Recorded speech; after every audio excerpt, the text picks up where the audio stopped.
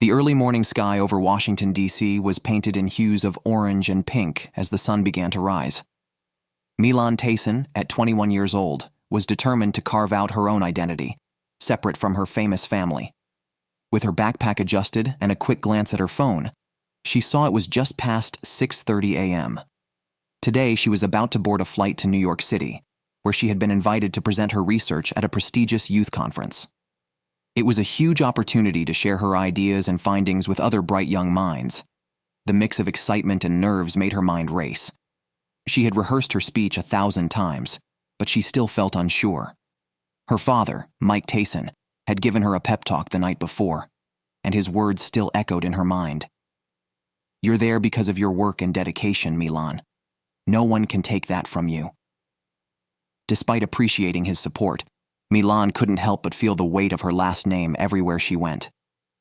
As she entered the bustling terminal at Reagan National Airport, the noise of early morning travelers hit her instantly. Announcements echoed overhead, blending with the hum of voices and the click of suitcases rolling over the tiled floors. The faint aroma of freshly brewed coffee filled the air, mixing with the scent of jet fuel. She navigated the crowded space, easily slipping through clusters of people.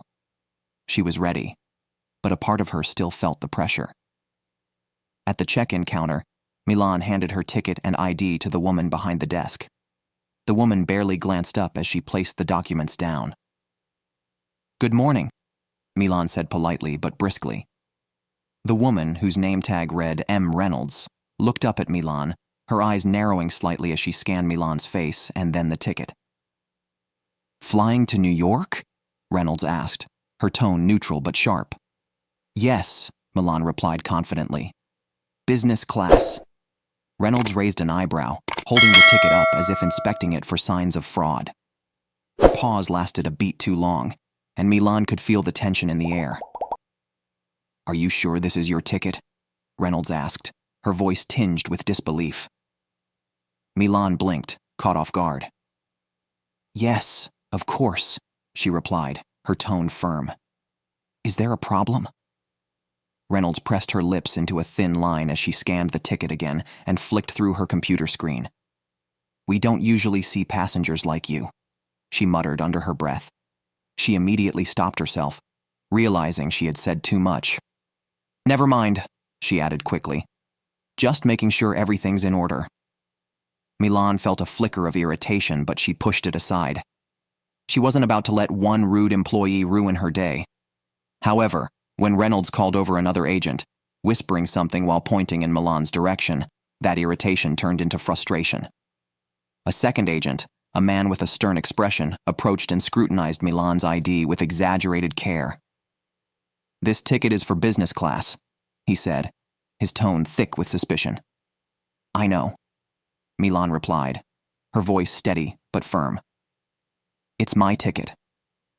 The man exchanged a look with Reynolds and then nodded reluctantly. "Fine, go ahead," he muttered, waving her through dismissively. MiLan grabbed her ticket and ID, her jaw clenched as she moved toward the security checkpoint. She could feel the eyes of other passengers on her, glancing at her curiously but saying nothing. Her father's advice echoed in her mind. Don't let anyone make you feel less than you are. She took a deep breath, trying to steady herself for what came next. The line at security was long but orderly. TSA agents barked instructions, and travelers shuffled forward in small bursts. MiLan placed her backpack on the conveyor belt and stepped through the metal detector without incident. But when she reached for her bag on the other side, a TSA agent stepped in front of her, blocking her path. "Excuse me, ma'am," he said. "We need to perform a secondary screening." MiLan frowned, glancing at the conveyor belt where her bag sat untouched. "Why is there a problem? It's just a random check," she asked, though her suspicion was rising. "It's a random check," the agent said, though his tone suggested otherwise. He gestured toward a separate area cordoned off by retractable barriers. "This way, please." MiLan complied, though her frustration was growing. The random check felt more like a personal attack. After a thorough search of her bag, the agent began asking her multiple questions. "Who bought your ticket?" he asked, holding up her boarding pass. "I did," MiLan replied. It's for a conference. Pretty fancy conference for someone flying business class. The agent smirked, looking her up and down. MiLan's face flushed with indignation, but she bit her tongue. She knew better than to escalate things. Finally, after what felt like an eternity, the agent finished and handed her belongings back with a perfunctory, "You're good to go." MiLan took her things and returned to the main terminal, her composure shaken but intact. She checked her watch and realized she had less than an hour before her flight. Picking up her pace, she headed toward her gate, determined not to let the morning's events distract her. As MiLan Tayson moved toward the check-in counter at Reagan National Airport, she felt a mix of excitement and anxiety. She had been planning this trip to New York City for weeks, her opportunity to share her research with some of the brightest young minds in the country. She approached the counter, ticket in hand, ready to continue her journey. "Good morning," she said politely to the woman behind the counter. The woman, named M. Reynolds, barely glanced at MiLan as she handed over her ticket and ID. Reynolds took her documents and scanned them. Then her eyes moved from the ticket to MiLan's face. Her gaze lingered a little too long. "Flying to New York?" Reynolds asked, her tone neutral but sharp. "Yes," MiLan replied confidently. "Business class." Reynolds raised an eyebrow as she held MiLan's ticket up to inspect it. MiLan's pulse quickened as the woman's fingers seemed to slow down, as if searching for some sort of imperfection. After a beat, Reynolds's lips pressed into a thin line. "Are you sure this is your ticket?" she asked, her voice tinged with skepticism. "Yes, I'm sure," MiLan responded, trying to remain calm but feeling the sting of the sudden questioning. "It's my ticket." The air between them felt tense, but MiLan stood her ground. Reynolds hesitated for a moment, flipping through her computer screen with an air of suspicion, then muttered, "We don't usually see passengers like you." "Never mind," she quickly added, flipping the screen and handing the ticket back. "Everything's in order." MiLan blinked in confusion, but pushed the unease aside. It wasn't worth escalating, yet. However, her frustration didn't end there. As MiLan moved toward the security checkpoint, she noticed another agent approaching her, a man with a stern expression. Without a word, he gestured for her to step aside. "Ma'am, we need to conduct a secondary screening," he said, his tone colder than necessary. MiLan felt the blood rush to her face, her heart beginning to pound as she glanced around. "Why? My bag hasn't even been touched." "It's a random check," the agent said, though his tone gave MiLan no reassurance. "Please follow me." The area they led her to was off to the side, away from the main crowd. As MiLan placed her bag on the table for inspection, her patience began to fray. The agent began rummaging through her belongings without care, tossing aside her items and asking questions with increasing suspicion. "Who bought your ticket?" he demanded, holding up her boarding pass as though it were evidence of a crime. "I did," MiLan replied, a hint of irritation creeping into her voice. "For a conference." "And you're flying business class?" the agent said with a sneer, as if he found that fact unbelievable. "Yes," MiLan replied, trying her best to remain composed. "I am." The agent's eyes narrowed as he inspected her things, his gaze lingering on each item with suspicion. Very fancy conference, business class, must be nice." MiLan flushed with indignation but bit her tongue. She wasn't going to let him provoke her. After a prolonged and unnecessary search, the agent handed back her things, his voice devoid of apology. "You're good to go." MiLan grabbed her belongings, her hands shaking with frustration. She had been singled out, targeted without reason, and she knew it. Moving quickly, she headed to her gate, only to be met with more confusion. As she neared the boarding area, she saw a group of airline staff whispering and pointing in her direction. One of them, a middle-aged woman, approached MiLan and asked for her ID and ticket once again. MiLan's patience was beginning to wear thin. "What's going on?" MiLan asked, her voice rising slightly with frustration. The woman's response was curt. We've been informed there may be an issue with your ticket. Please come with me. MiLan's heart raced. What kind of issue? She demanded. Just a routine verification, the woman replied, but her words did little to reassure MiLan. She followed, though something deep inside her told her this wasn't just a routine check. As they moved further from the main terminal into a secluded corridor, MiLan's instinct told her something was wrong. The woman stopped, turning to face her. I'm sorry, but we can't allow you to board this flight, the woman said, her tone cold and final. You'll need to leave the airport. MiLan stood frozen, stunned. What? Why? She asked, unable to comprehend what was happening. The woman shrugged. We have our reasons, she muttered, arms crossed. The humiliation. MiLan felt surged inside her. The weight of her family's reputation. And now this, being treated like an unwanted guest in her own country. Anger built up inside her, but she didn't let it show. She pulled out her phone and made a call to the one person who could make things right. Dad, I need you, MiLan said, her voice trembling. Stay where you are. I'm on my way, came the calm reply from Mike Tayson, her father. MiLan waited in the quiet corridor, her mind racing. The minutes felt like hours. She stood at the door labeled Authorized Personnel Only, clutching her bag tightly, her fingers trembling. The world outside the corridor continued without her. But in this small, isolated space, everything felt like it was standing still. Her phone buzzed. A text message from her father. I'll be there in 15 minutes, stay put. Her breath caught in her throat, but there was still a sense of unease deep in her chest. Why had she been singled out? Why was she being treated like this? As her thoughts swirled, the sound of approaching footsteps broke through the silence. 2 TSA agents, one man and one woman, appeared at the end of the hall, their postures stiff and formal. The man held a clipboard, gripping it as though it were a weapon, while the woman carried a handheld scanner. Ma'am, we need to conduct an additional screening, the man said, his tone cold and dismissive. MiLan clenched her fists. I've already been through this twice, she said, her voice steady, but clearly irritated.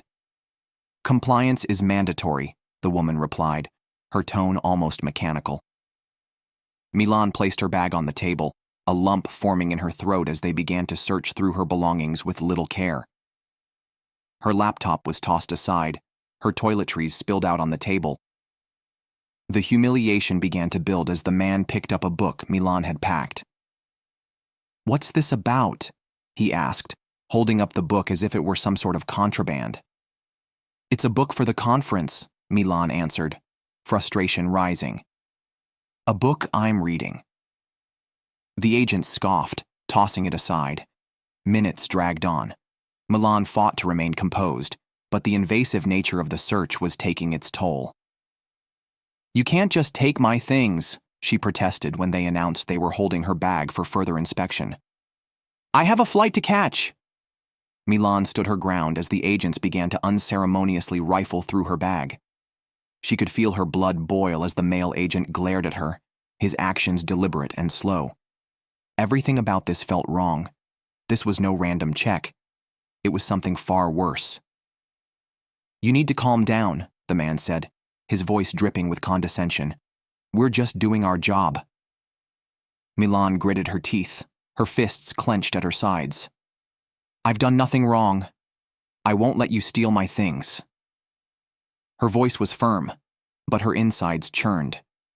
She knew she had to keep it together. She wasn't about to let them break her, even though she could feel her composure unraveling with every second.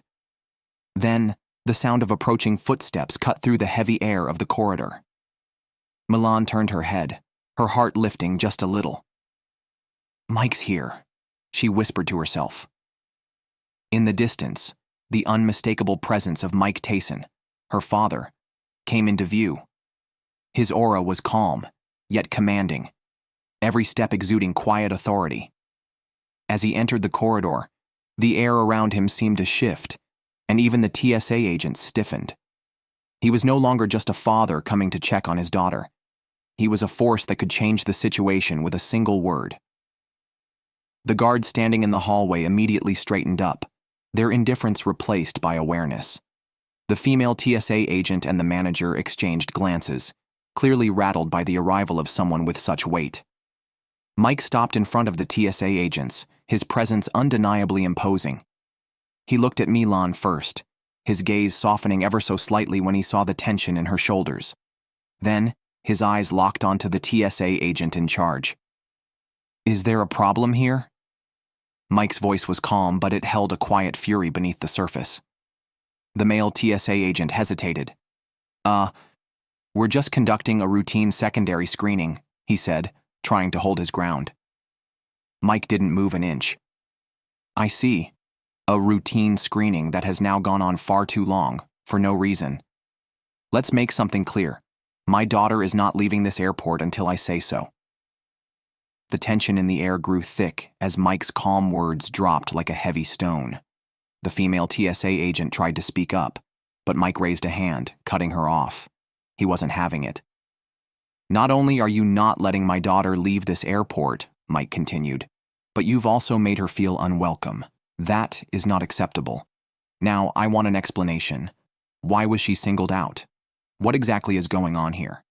The manager, who had been standing in the back, finally stepped forward, though her confidence was clearly shaken by Mike's authority.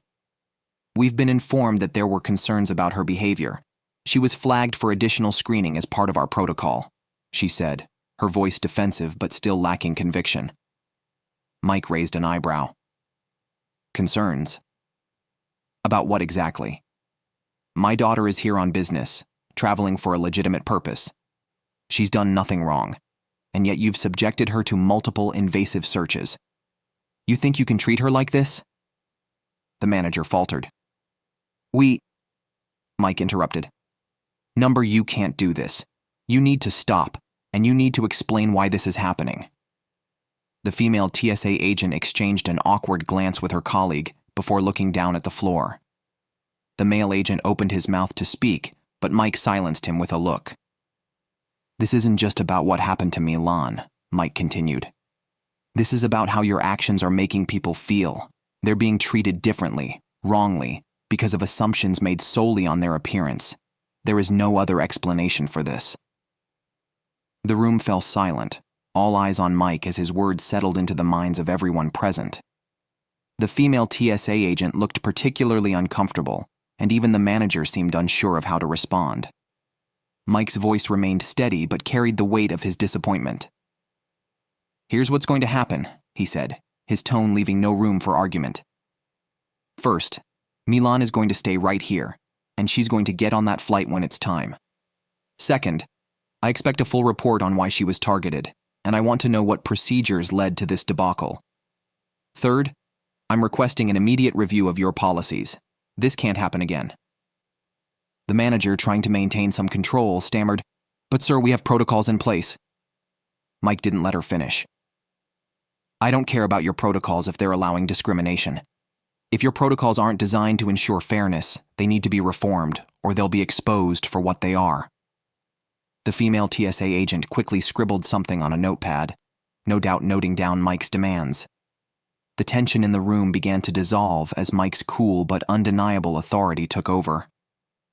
The male agent was now silent, not daring to argue further. "Now," Mike said, turning to MiLan, "we're leaving. But let's be clear. I will be making sure this is handled properly." He placed a hand on her shoulder, guiding her gently toward the main terminal, but not before he turned one last time to address the staff. "You'll be hearing from me," Mike said, his voice low but firm. "And I suggest you prepare yourselves. This isn't over." As they walked toward the gate, the airline staff tried to make polite conversation, but the energy in the terminal had shifted. Passengers whispered, trying to figure out who the man with MiLan was. Several stared, some with curiosity, others with understanding. The next morning, the news outlets were buzzing with the story. Headlines blared about the confrontation at the airport, with many questioning the TSA's handling of the situation. Mike Tayson's involvement was the turning point. The story gained momentum. bringing much-needed attention to the issue of racial profiling and the unfair treatment of travelers based on their appearance. Back at the airport, the TSA and the airline began to feel the pressure. Mike's calm but firm approach left no room for excuses. The agents involved were placed on administrative leave pending investigation, and a full inquiry was launched into the incident. MiLan, though shaken, felt a new sense of resolve.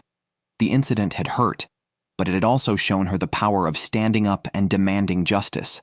As the media began to report on the discrimination, MiLan's story became a beacon for others who had faced similar experiences but hadn't had the platform to speak out. The reform process began.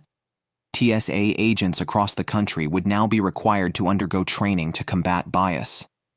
A new independent oversight committee was established to handle complaints and ensure accountability. The changes were a step forward, but MiLan knew the road to a truly equitable system was just beginning. MiLan's voice, amplified by her father's unwavering support, had made an impact, and as she and Mike boarded the plane to New York City, MiLan knew her journey had only just begun. By the time they arrived in New York, the story of what had transpired at the airport had already gone viral. MiLan's experience was front and center on every major news network. Social media exploded with opinions, both supportive and critical, about the way the TSA had handled the situation. While many hailed Mike Tayson's swift action in defending his daughter, others questioned the broader implications of racial profiling and systemic bias in everyday security measures. MiLan tried to stay focused, but the whirlwind of media attention was overwhelming. She knew this would be a defining moment in her life, but she didn't anticipate the flood of emotions that came with it. As she and Mike made their way through the bustling streets of New York City, people recognized them, pointing and whispering as they passed by. It felt like I'm not sure how to handle all this attention, MiLan admitted, feeling the weight of the stairs as they walked to their destination. It's surreal. Mike placed a reassuring hand on her back. You're handling it better than most would, he said with a smile. But remember, this isn't about us. It's about the message we're sending. It's about what we can change for everyone else who's ever been treated unfairly. MiLan nodded, trying to take in his words. The news outlets were buzzing, reporting every little detail about the incident. Some stories focused on her father's involvement, while others honed in on the broader issue of racial profiling at airports. The support she received was overwhelming. People who had experienced similar situations reached out to her, thanking her for speaking out. But there were also the critics, those who claimed she and Mike were overreacting, accusing them of using their platform for personal gain. The debate raged on, but MiLan stood firm in her belief that this was bigger than her family's name. It was about justice. Back at the airport, the TSA and airline representatives had been called to task. An emergency meeting was scheduled with officials from the Department of Transportation, and Mike Tayson was once again called upon to take part in the discussion. As the representatives gathered in a sterile conference room, Mike entered the building with the same commanding presence that had turned the tide the day before. Let's be clear, Mike began, standing before the table of bureaucrats. This is not a matter of public relations. This is a matter of human dignity. We cannot allow situations like this to continue, and we must look deeper at the system that allows such behavior to thrive. The room went silent as Mike's words hung in the air.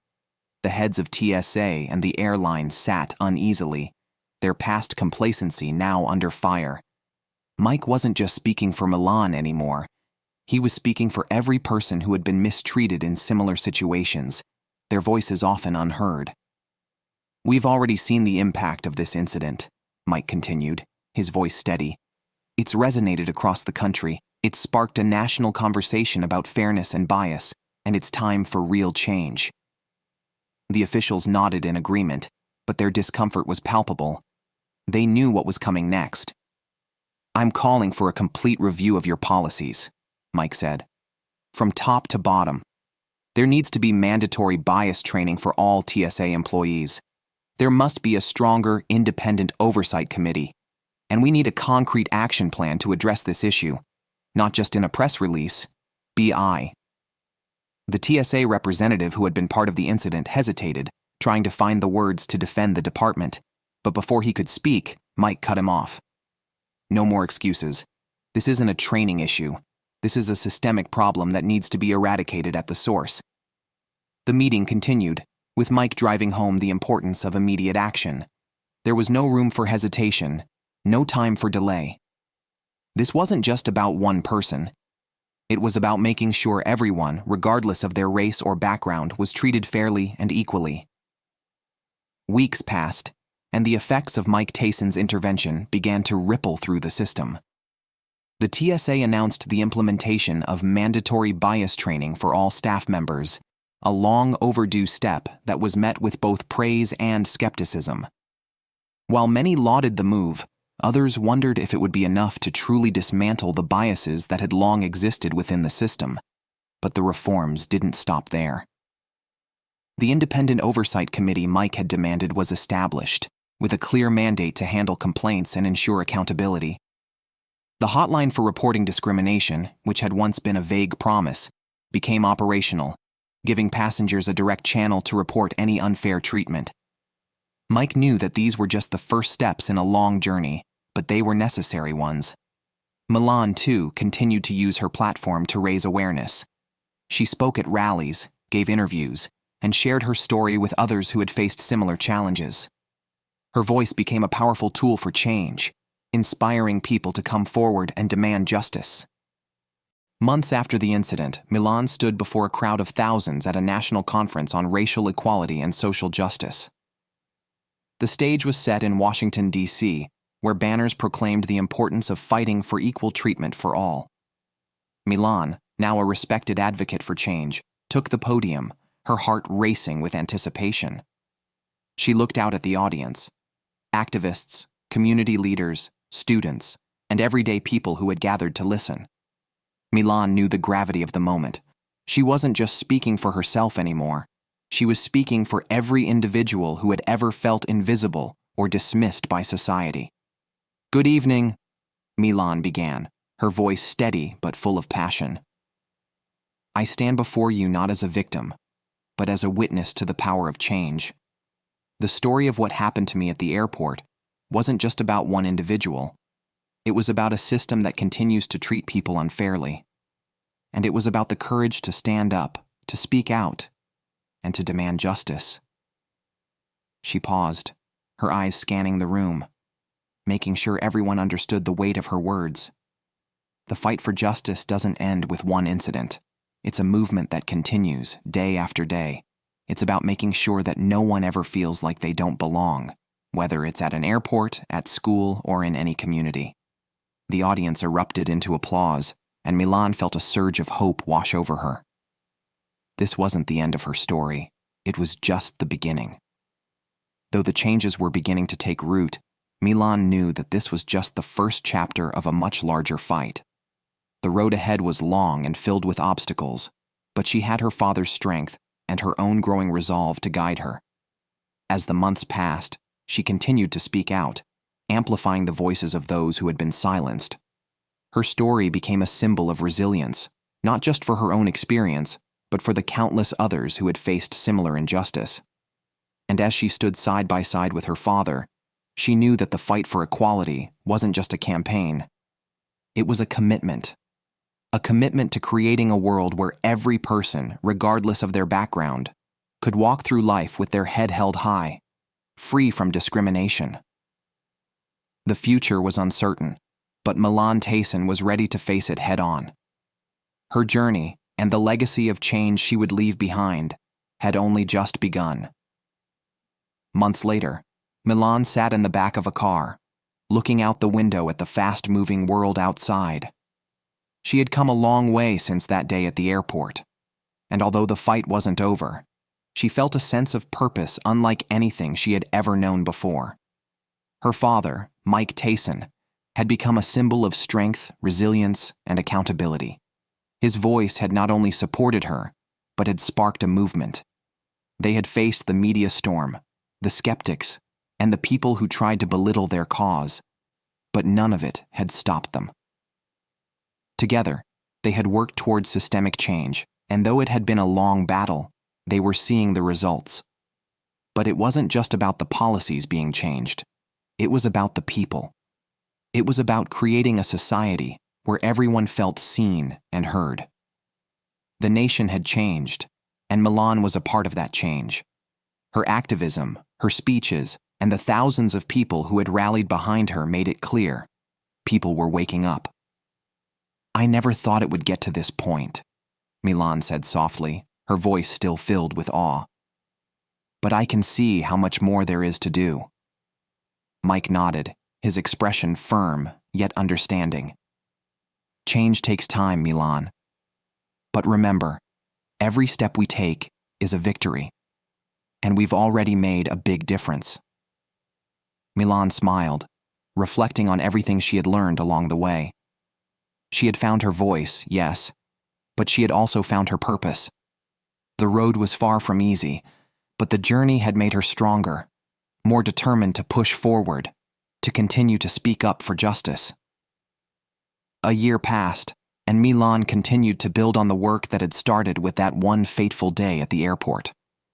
The reforms she and her father had advocated for were now fully in place, and TSA agents across the country underwent regular training in cultural sensitivity, bias reduction, and ethical conduct. The Independent Oversight Committee had grown into a robust system, with dozens of reports filed and actions taken against those who violated the new protocols. The hotline was a constant source of support for travelers, offering an easy way for people to report their experiences and ensure that their voices were heard. But the most significant change was in the people themselves. MiLan had given hope to those who had suffered in silence, and her courage had inspired countless individuals to take a stand for their rights. As she traveled across the country, speaking to various groups, she could see the spark in the eyes of young people. People who now felt empowered to make their voices heard, just like she had. The movement wasn't just about policies. It was about people finding the strength to fight against what was wrong, no matter how small or big the battle seemed. MiLan understood now more than ever that the power of one voice could spark a fire that would spread across the country, reaching every corner of society and demanding change. It was a chilly evening in Washington, D.C., as MiLan prepared for one last public appearance at the annual social justice rally. The crowd was massive, thousands of supporters who had gathered to hear her speak. As she stood backstage, her father by her side, she couldn't help but feel a rush of emotions. "I'm not nervous," she told him, though she could feel her heart beating faster. "But this time it's different." Mike smiled warmly at her, placing a reassuring hand on her shoulder. "This is your moment, MiLan. You've done the work, you've earned your place, and now it's time to give the world your message." As she stepped onto the stage, the crowd erupted in applause. MiLan took a deep breath and looked out at the sea of faces, each one waiting to hear what she had to say. She raised the microphone and began. "Good evening, everyone. It's an honor to stand before you tonight, not just as a speaker, but as someone who has been changed by this journey. My father always told me that change starts with us, that every step we take, no matter how small, adds up. And tonight, I stand here, surrounded by all of you, knowing that we've already made that change." She paused for a moment, allowing her words to sink in. The audience was silent, hanging on to every word. The fight for justice isn't easy. It's long and it's hard. But what I've learned is that if we stand together, if we speak out, then no one can ignore us. We can be the change we want to see in the world. It starts with us. The crowd erupted into applause, a wave of energy spreading through the crowd. MiLan could feel it in the air, the hope, the determination, the shared desire for justice. This was bigger than her. It was bigger than any one person. It was a movement. MiLan knew that this was just the beginning. The work she had done, the changes that had been made, the lessons she had learned, these were the building blocks for an even brighter future. She wasn't done yet. She had found her purpose, and she was ready to keep pushing, to keep fighting for equality, justice, and a world where everyone, no matter who they were, could walk with dignity and respect. As she walked off the stage, her father beside her, MiLan felt an overwhelming sense of pride. They had done this together. And no matter what came next, she knew they were ready to face it head-on, continuing the fight for a better, fairer world. Years from now, MiLan's name would be remembered alongside the great advocates for change. Her journey, one that began with an unjust encounter at an airport, had transformed into a lifelong mission. A mission to make the world a better place for everyone. And though she knew there would always be more work to do, MiLan was ready to continue the fight. After all, justice was a journey, not a destination. Thank you for listening to the whole story. Have a good day.